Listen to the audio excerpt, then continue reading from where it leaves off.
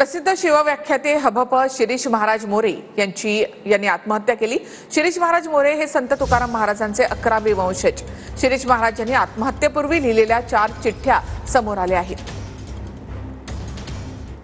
प्रसिद्ध शिवव्याख्याते हभप शिरीष महाराज मोरे यांची आत्महत्या। शिरीष महाराज मोरे हे संत तुकाराम महाराजांचे 11वे वंशज। शिरीष महाराजांनी आत्महत्येपूर्वी लिहिलेल्या 4 चिठ्ठ्या समोर।